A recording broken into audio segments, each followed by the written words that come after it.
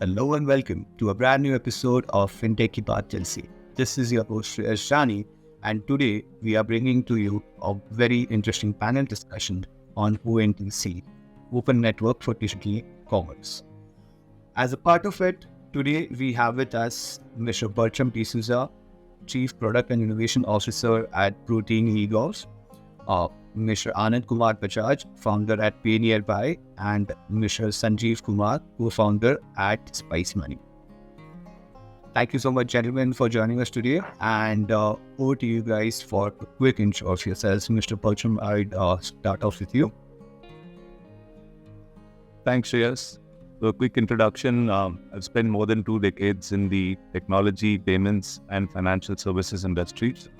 In my current role at Protein, I'm responsible for incubating new products and new business lines as a complement to what we have done over the last 25 years. And we're looking to serve a billion people plus is our vision and goal. Perfect. Mr. Sanjeev, moving on to you. Hi, Shreyas. Very, very happy to be here.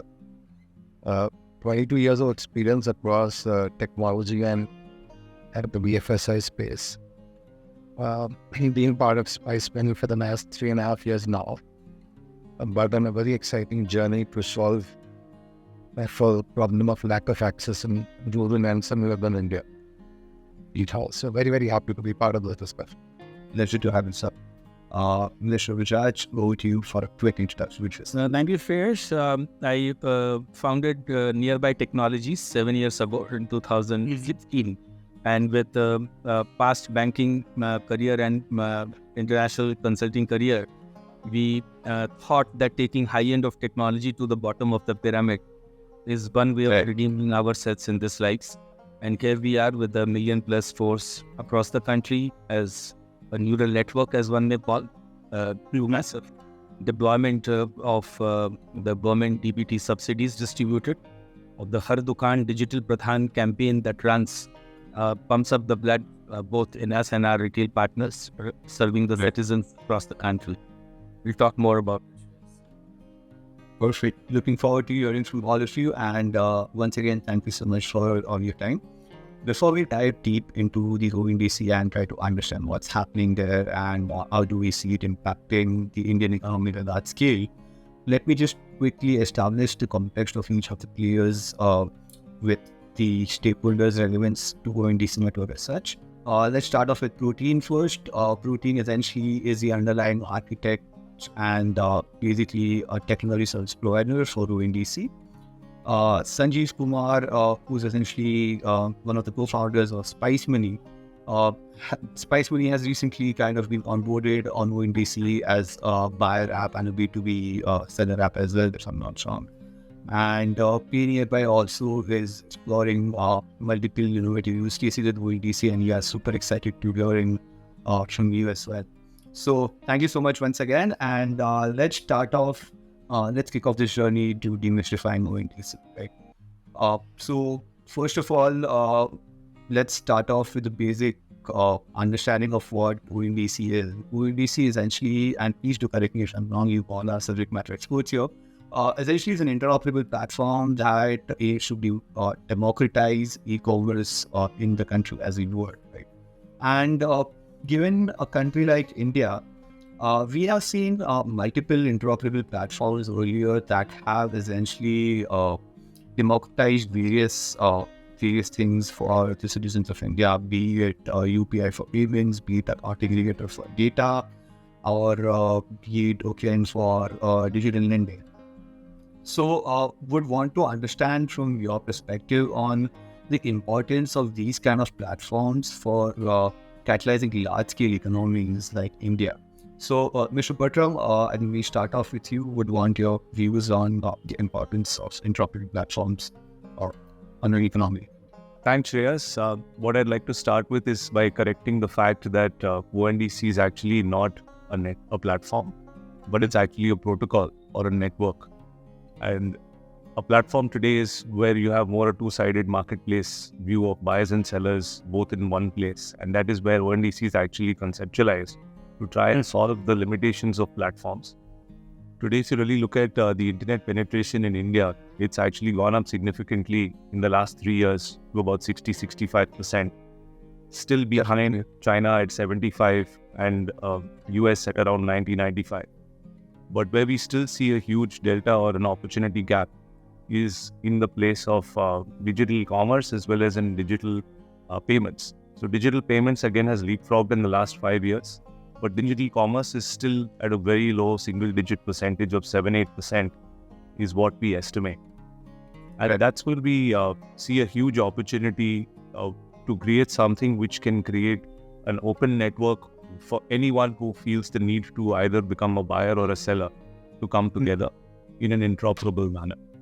So the way ONDC was conceptualized is leveraging on some early success from some pilot projects which use this technology called the beacon protocol.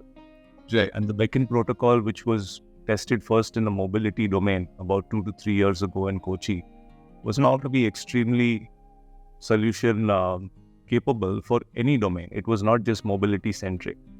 So that's where it actually got expanded to a much larger network, which is where ONDC is today. I'd just like to add one more thought to the table, which is in the pandemic, the entire value chain was completely exposed to show you different stages of commerce in the life cycle or the value chain which were broken. And that's another reason why today dependency on platforms is extremely limiting. So I would like to pause and, just take a break for the second question to explain in more detail how an actual transaction works. I'll leave it back to you. Perfect. Thank you so much. I think that was really insightful. Mr. Sanjeev, would love your views on how do you see the impact of interoperable platforms / networks on the economies like India? Thanks, Shreyas. I fundamentally believe that the interoperable platforms today has been the bedrock of everything that we've been doing over the last 5-6 years. So every possible innovation and use case that we've been able to solve, I think the ability to democratize payments at such a large scale, being able to, take it to areas which we couldn't even imagine maybe about 6-7 years ago, is only because you have a technology stack available today, a digital public infrastructure available today, that players like us and many more, many players can innovate on basis that to solve for some genuine use cases that have been fundamental to the development of this country. I think this is, according to me, it's a bedrock of everything. We've seen it in payments particularly. I think we're going to see that in commerce, and we're going to see that in healthcare in few years. And I think everything that we'll be solving is going to be on the basis of the public infrastructure. So that is my answer to how important and what was the meaning, was the essence of these open stack and open public infrastructure. Completely agree. Thank you so much. I think what really resonates with me is the fact that if you kind of want to build for a country like India, you need someone who is at a central position in a non-biased format, is able to operate.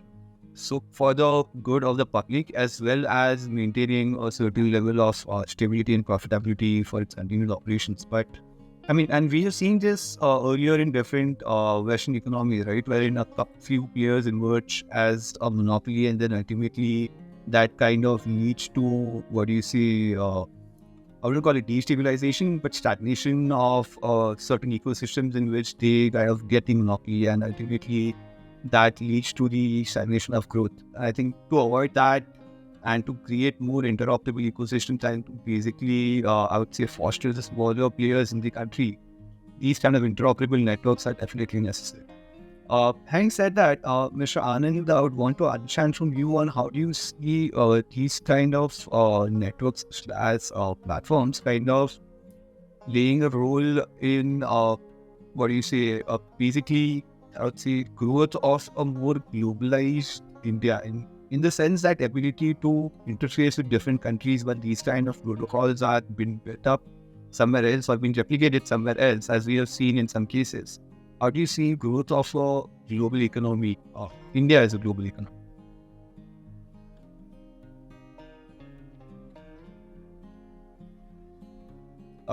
Sir, you are mute. Yeah, sorry. Shesh, well said actually. This open economy is the Taobao moment of China in India, which actually connects the last mile to the first mile. And in this case, with the global economy opening up, it is so important to get the last mile onto the payment rails, which India has already done with UPI. There are some opportunities to serve the last mile still remaining, which will wire the Bharat to India. Having done that, the content, credit, and commerce will be relayed into the last mile. You will agree that the most of the big tech has focused on the 10% digital savvy value seeking segment, DSG as we call them, the 10% digitized, leaving behind the 90% marginalized and subsidized Bharat, which is where we see that the opportunity to connect economically, to be able to leverage from the angan to hall, as we say, the courtyard to the hall room, the drawing room is available now.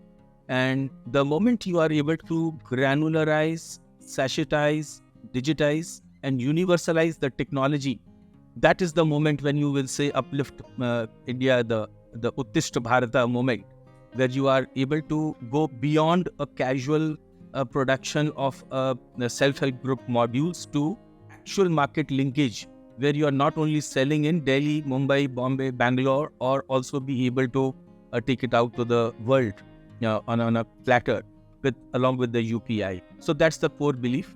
Having said that, I only would mention that when we left the bank, our cushy jobs in 2016, the whole resolve was to take the high end of technology to the bottom of the pyramid, API by API, code by code. And glad that what Payoneer by today has built is able to serve the common man, both in the urban and the rural across the country. And I think the commerce is the core, which is where the real money would be for every participant, and would like to serve along and talk more. Got it. Perfect. Thank you so much. Thank you so much for your response. That was really insightful. Mr. Bertram, I'd like to ask this next question to you, since you have been the architect who's been building along with DC, along with Ruti. How do you look at ONDC from a transactional perspective, right? When a retail consumer makes an order that has been fulfilled by the ONDC network at the backend, how does the transaction flow? How do the logics work, assigning essentially the order to the right delivery partner or the most efficient delivery partner, and so on and so forth? It would be very helpful if you could kind of help us visualize. Absolutely. So I think ONDC in terms of architecture is extremely unbundled, like Anand touched upon.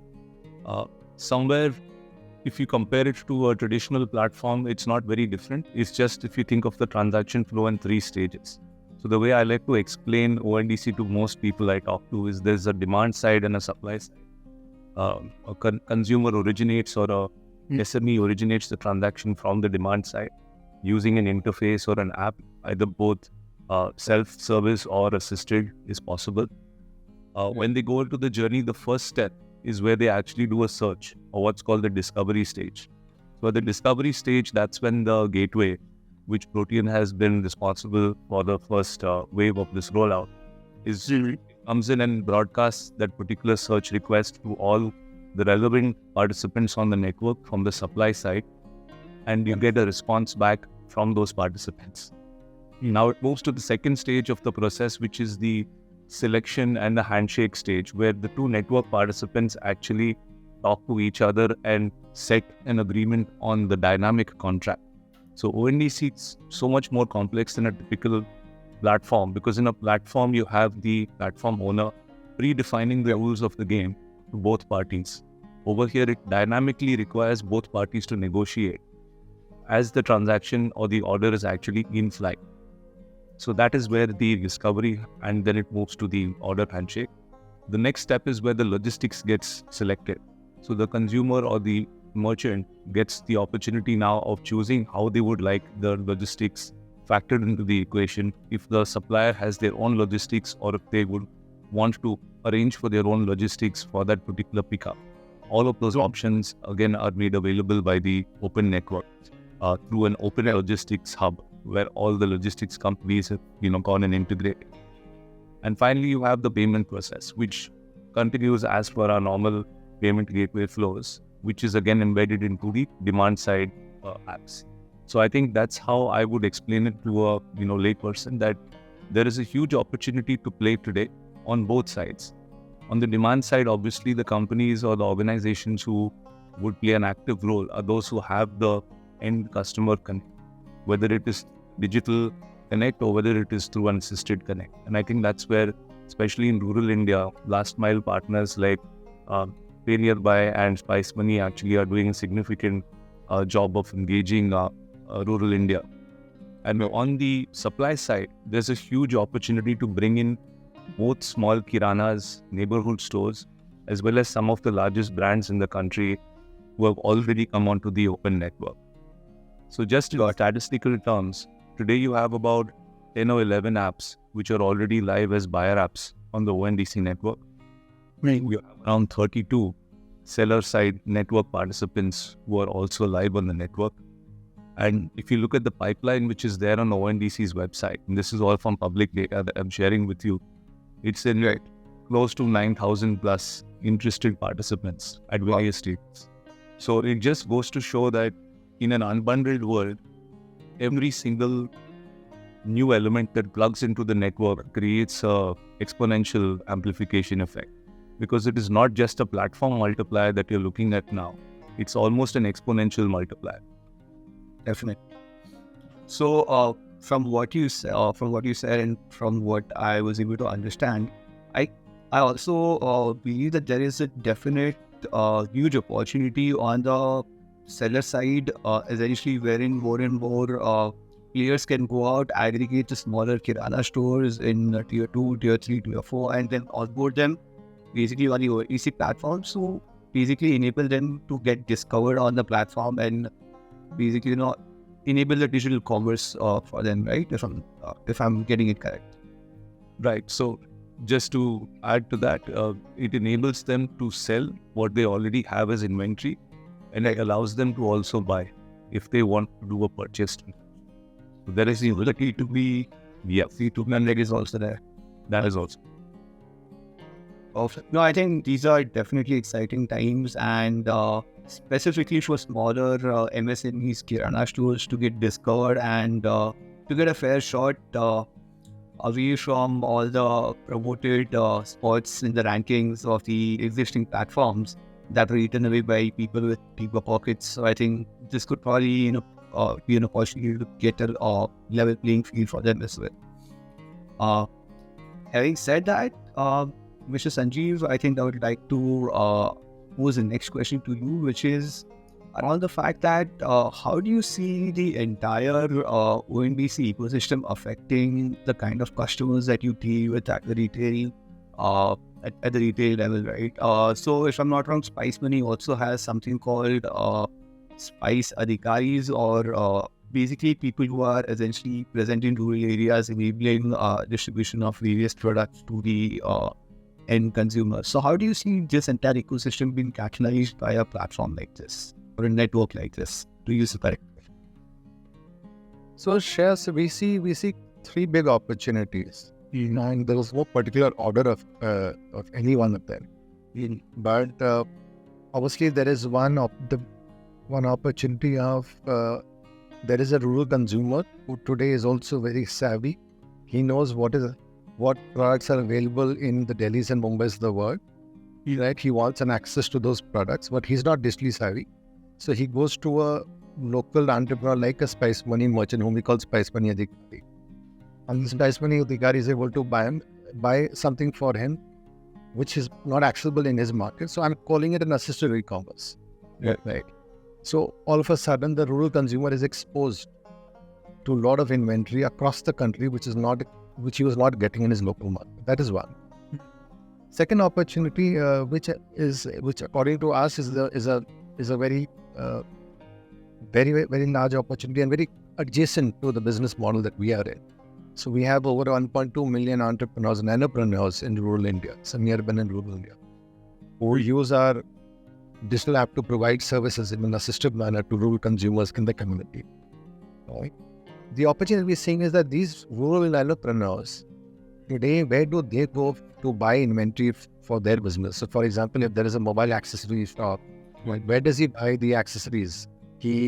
Our study tells us that about 40% of them, they go to nearby outlets to buy. There's about 30% who go to a district headquarters to buy from a distributor, and then maybe 30% to a slightly further location to buy. So there is a spread of where he buys his inventory from.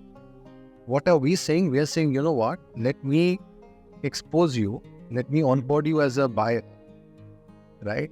And on the ONDC platform. And when we onboard a lot of sellers, we onboarded anybody onboards a lot of sellers onto the ONDC platform because it is an interoperable open loop, right? Then all of a sudden, this person sitting in some remote corner of the country is able to buy. So he gets a larger inventory at a much better pricing, which is delivered at his doorstep. So I'm calling this a B2B buying. So this is something, it increases the business and earnings of that local nanopreneur. So that is the second. Third, the opportunity, what we sell is, there is a lot of local manufacturing that happens in this country, which is beautiful, right, in different parts of the country. Question is, till now, they've been limited to the distribution structure that they had, which is within, let's say, X kilometers of distributing that product. But now, what if you get onboard them as a seller onto your platform? Then all of a sudden, somebody in Orissa, in a remote corner, which is specialized in some artifacts, is today can be exposed to any seller, any buyer sitting in Mumbai's and the Chennai's of the world. Right. So what have we done? We've just exposed his network on a digital platform all of a sudden. I think that's another big opportunity of taking a rural business completely digital across the country on a platform like this. So these are the three big use cases and big journeys that we believe that ONDC can solve. And I'm sure there is a lot of work that many players will have to do to help solve for this. But I think these are very, very large opportunities for the country. Indeed. I think that is really interesting. And given the fact, I'm also reminded of a certain startup that came up on one of the shows that I wouldn't want to name, but essentially they had a concept wherein they were able to fly in fresh rasgullas from Kolkata or the latest mithais from Rajasthan or khasta kachori from Rajasthan to wherever you want in basically at that day, right? So that actually becomes a much more accessible because of a platform like ONDC, if I were to kind of put it that way. Is it right, Mr. Bharat? Is it right to put it that way? It is. So it does allow, for example, if you could onboard them as a seller sitting in, let's say, some part of Rajasthan, and today I could be onboarded on a buyer platform on the ONDC network in Mumbai, and I want to order, let's say, some Rajasthani sweet today. I have the opportunity. So that's exactly what it does. That kind of opens that entire supply chain up to a lot more players than building a niche network of distributors so that player had to do that. Interesting. Having said that, Mr. Anand would want to understand your views on the impact that a network like ONDC will have on the end retail consumers in the Bharat, right? How do you see it impacting their day-to-day lives, and what magnitude of an impact would that be on? Shreyas, if you see ONDC as a protocol, allows you to connect things nearby or far away onto a common bandwagon, which is accessible to anyone and everyone. Right. Now, there are multiple, other than the three use cases that we just discussed about being able to do the Taobao moment from the village to the drawing room in urban, or being able to bring a manufacturer's product into the last mile, etc. There are so many regional players who do not scale beyond a point. beyond being regional in a district, in a state, or in a east or west side of the country. They suddenly have the access to the entire country.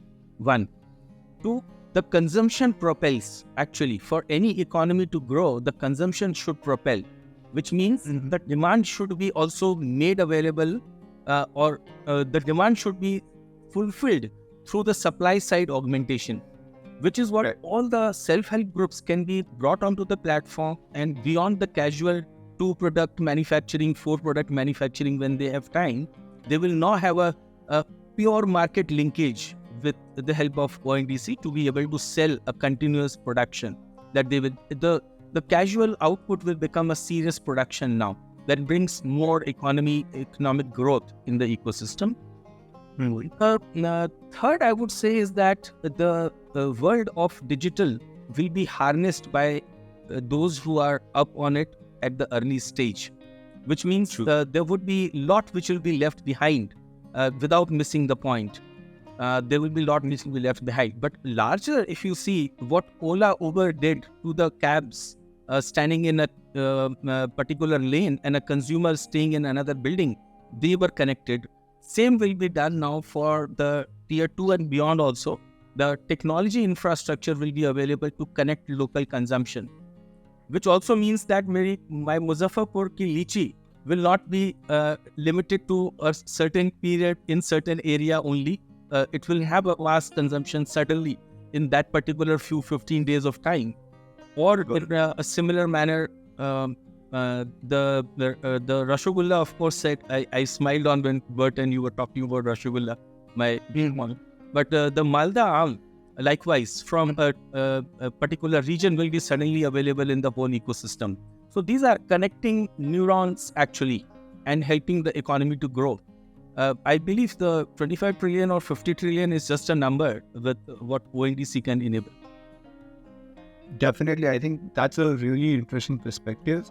And also what that brings a question to my mind is that we might actually see a surge in demand for regional specialty products that earlier were not being able to kind of get that mass consumption or mass distribution. Even though the demand was there, the supply and demand were not able to meet earlier, which now will be possible. So that is and what if ODOP framework, the one district, one product or 2 products now will also further get lined up into the mainframe. Definitely, and this will actually go a long way to support the local, I would say, micropreneurs who are essentially building or working on the specialty products as well. Yeah. Thank you. Having said that, I think, Mr. Pacha, moving on to you, I think definitely super excited to know what are the new use cases being explored on the ONDC protocol. What interesting use cases have you seen? And I also have a follow-up question, but I think I'll reserve it for once you answer. Sure, Shreya. So currently you have almost 15-20 categories which are already live on ONDC. And before I go into the categories, the important thing to understand about an open protocol is it has to ensure about standardization at every leg of the protocol. That is the underlying fundamental piece. So if you are enabling groceries, you have to make sure that when a seller onboards a grocery, all sellers are onboarding groceries in a standard fashion. So that is called as taxonomy in the ONDC scheme of things. And for each category that is enabled on the network, the taxonomy has to go through a standardization of the entire catalog. So for the current phase, which is already live, you have almost, like I said, 15-20 like beauty, personal care, groceries, agriculture, food and beverages, pharma and wellness, logistics, of course, home decor, electronics, fashion, furniture, and recently mobility. And with the current phase, which we saw in the last, maybe 6 months or so since ONDC was beta live, we're now also seeing use cases go live on B2B, which was also recently announced. So you have a huge plethora of use cases already on ONDC. You can think of it already as a combination of a Swiggy, Zomato, Uber, Ola, Amazon, Flipkart, all kind of use cases put together in terms of underlying capability. And it's not stopping there. So I think you will see in the next couple of maybe quarters that are coming forward, number of new use cases. They are looking at opening up financial services in a big way as well. So both lending use cases as well as insurance use cases are also likely to come onto an open net. Interesting. I think two things that kind of piqued my interest there. One is beauty and wellness. So do I see an equivalence of an urban club being formed here, or something like potentially of something like an urban club being formed here as well? Absolutely. I mean, it will enable 100 more such companies if so required. So today, again, the limitation that a platform company would have without naming them is they would have to onboard consumers on one side and onboard the service agents on the other side. But over here, even in a rural part of the country, if there was someone who takes the initiative to go and onboard all the local, let's say, electricians and plumbers, you can make that local community discoverable to all people in the area at virtually very little cost. So Understood. there can be focused startups who are only focusing on seller onboarding, and there can be focused startups who are focusing on buyer onboarding. They can just do their own respective, areas of play to their strengths, rather than try to bring both together and keep them engaged and spending a lot of capital. Understood. So one thing that really, basically, I mean, I've got this question a couple of times earlier also when I was having a conversation with DCS. Is what would be the differentiator for these kind of startups who are onboarding sellers? Then if there are like 3 startups in, let's say, a tier 2 town onboarding sellers of a certain kind, how would they want to basically differentiate between each other so that they have a certain USP or something like that? Well, that's a great question. Today, finally, it comes down to the better solution. So it's not that ONDC is going to be the be-all, end-all for the end individual. They will also look at a solution which solves multiple use cases for them. So similar like how people keep talking about the consumer super app, where all consumers would ideally gravitate towards one app which will fulfill all their needs. Currently, of course, there are so many aspirational players in that space. In the supply side, there are a lot of platforms today who are helping businesses with their entire end-to-end turnkey business needs, including their inventory management, including the billing, tax compliance, and so on and so forth. So there is very much a need to create a highly differentiated value to the end seller. So even if it is a small electrician in a rural village who's being onboarded as a seller of a service, he would like the platform to offer him more than just a discovery. And I think that's where the innovation really opens up at the last mile to say, how does technology really come forward and play a role to not just onboard the individual, but to keep him sticky to your solution. Understood. Well, fair enough. I think that is definitely something we're excited about, the kind of innovations that we'll see in this space, given that now everyone will have a level playing field in the sense of having access to the suppliers and discoverability. So yeah, I think thank you so much for that insight. Having said that, I would kind of move on to the next question, which I want to pose to Mr. Anand first, and then Mr. Sanjeev. You essentially pay nearby, and Spice Money have been early adopters of ONDC. You have essentially planned out your businesses so as to basically collaborate with ONDC and create impact in Bharat and India. So what essentially makes you believe that ONDC will be really successful, given the fact that there has been so many e-commerce companies who have tried to work in the Bharat segment and may or may not have been as successful as they wanted to? So, Shreyash, to agree with Bertram, what he said about a platform connecting to platform is a multiplier. And here we are, 1 million plus retail touchpoints who are already trusted local partners, so to say, community managers, digital pradhans as we call them, the Har Dukaan Digital Pradhan campaign that we run. These digital pradhans are already trustworthy partners in the growth because of the human intelligence that the local Kirana has, that Sharmaji's daughter is ready to go out and study, or Mr. Gupta's son is now looking for a job, or someone wants a two-wheeler, or someone wants a low-cost housing, or yet the local ecosystem's consumption patterns are known because of the human intelligence. That gets fulfilled.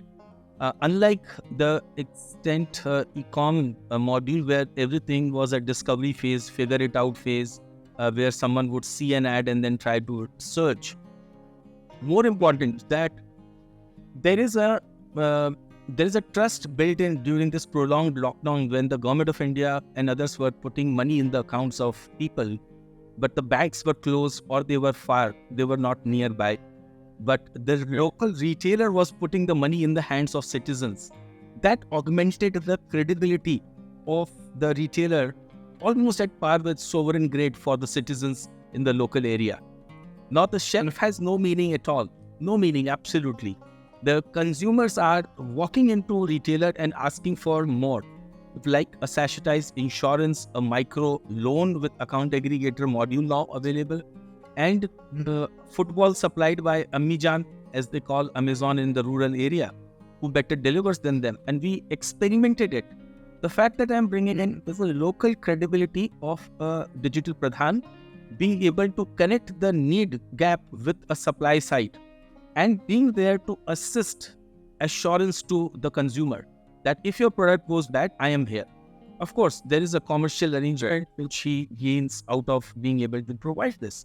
But the small dukan now has a big godown attached to it. With ONDC, that's the level of success that you will be able to propel, push into the mass India.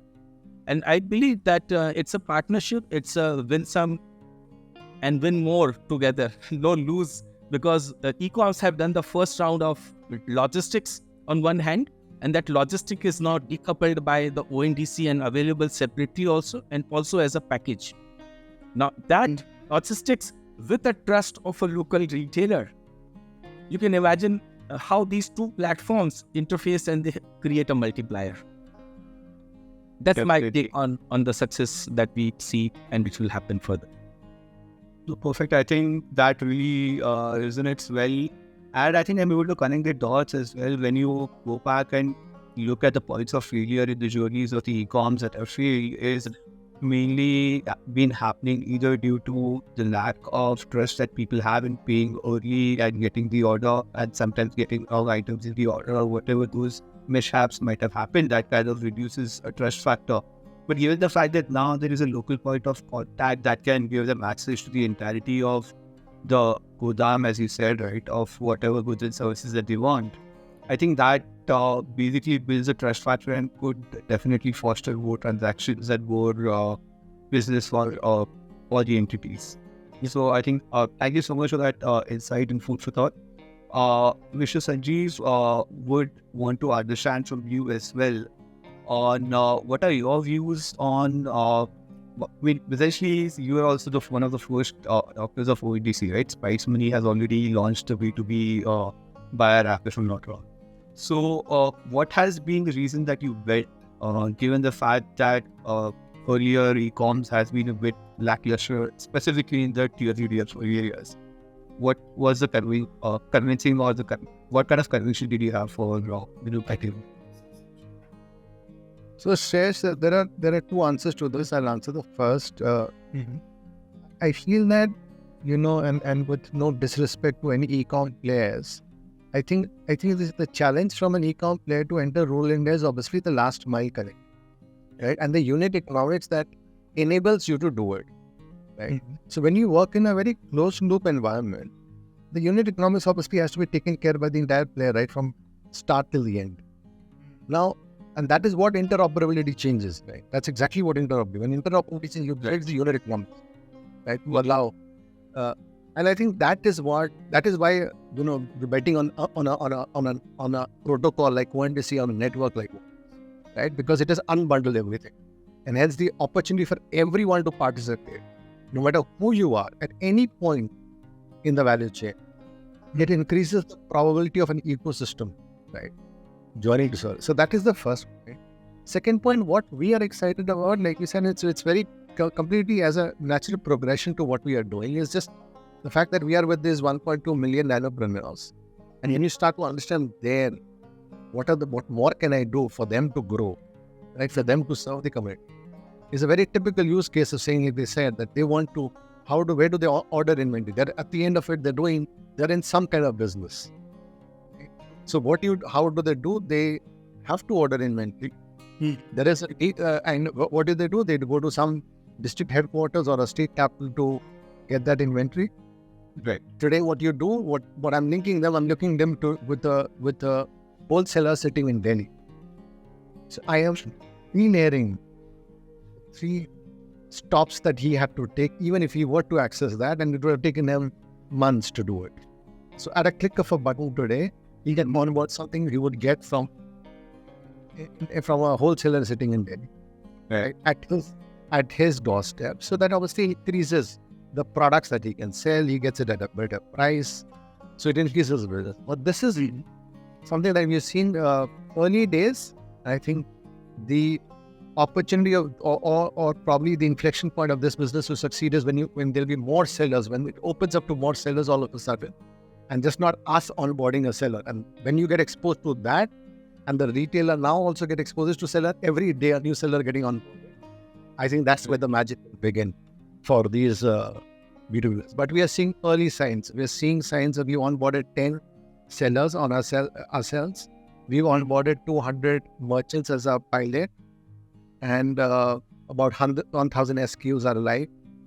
And I can tell you one matrix that I measure very categorically is how many people of them are doing repeat buying.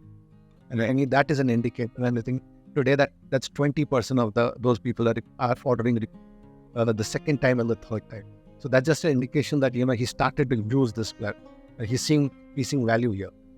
I think this number can increase more if we have more number of sellers on one side and continue to onboard more and more merchants. I think that is what we are sitting on, and that's what we're excited about, Shreyas. I want to add one more point, and this is very interesting because we often look at ONDC only from commerce, and I see slightly more than just commerce.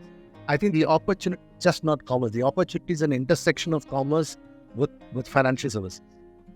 Right. Because there is an opportunity, and that's where I think there's a compounding effect here, right? Because for the same merchants there now in rural India, you're giving them a commerce opportunity to increase their inventory and their buying.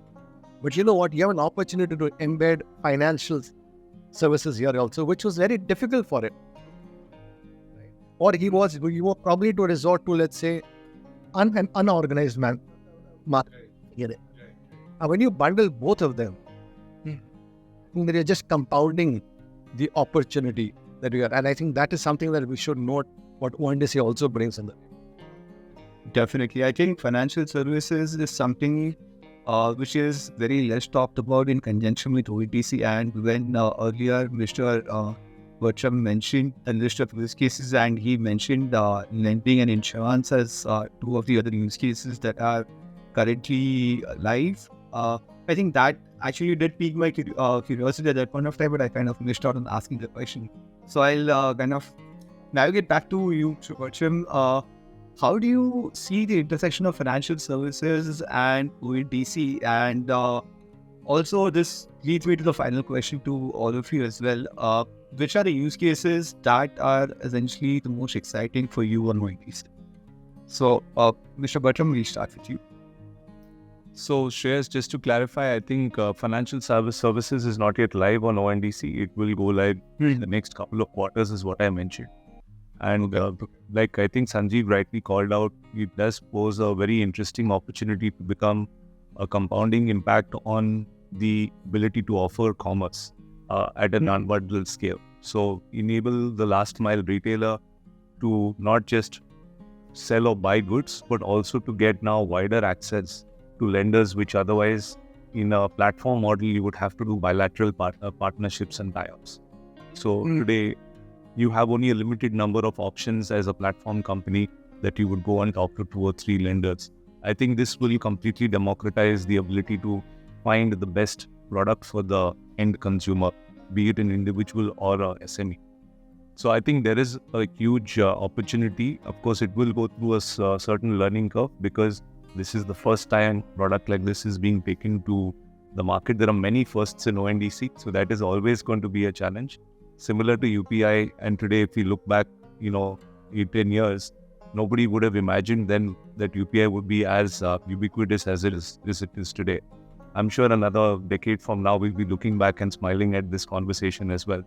So I think for me, the opportunity is not just financial services, but the ability to apply this technology or protocol to virtually any sector. So that's really what excites me personally. And being at the intersection, I think the word that Sanjeev also used is that you have so many different use cases that can get layered. I keep talking about this bundled user journey experience, which is of course like a wish list in my mind. If a consumer purchases or does a travel booking and says, I want to travel to a X destination and I want to stay at a X rated hotel, which is close to Y vicinity. That's all the user needs to put in. And let's say that the application that he's working with actually breaks that down into multiple sub-transactions, does a flight booking, does a hotel booking, does a taxi booking, and everything is kind of fired as internal legs of a commerce transaction and presented to the user as an end ticket or a single confirmation journey. Now that's only possible if you actually unbundle each of these stages of the transaction. True. And the user will get to see the end experience. So we are working towards that kind of a journey, including with bundled insurance integrated into almost every checkout that you do. I think this will be a huge enabler for the financial services sector at large, because HSIS financial services can now get very subtly integrated at the point of checkout, which was not very easy to do for everyone. True.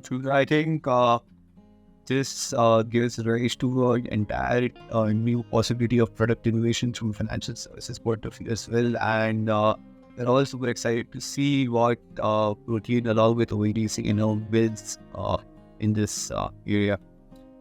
Having said that, Mr. Anand, over to you. Would definitely want to hear from you on one specific use case that you are excited about on the ONDC protocol. See, the whole concept of nearby technology is built on connecting people to the nearby store, and plan to share that in 2020 November, we bagged a patent on digitizing and modernizing retail. Now, again, done that, the whole theme of three-way connection protocol was the idea, and we have been now rewiring to integrate into the ONDC framework, which has been already demonstrated done, and another set of rewiring with Protean is also being done as a bi-modal protocol, because when we serve Bharat at scale, we have seen, at least in the banking transactions, we need to work with 6 partner banks.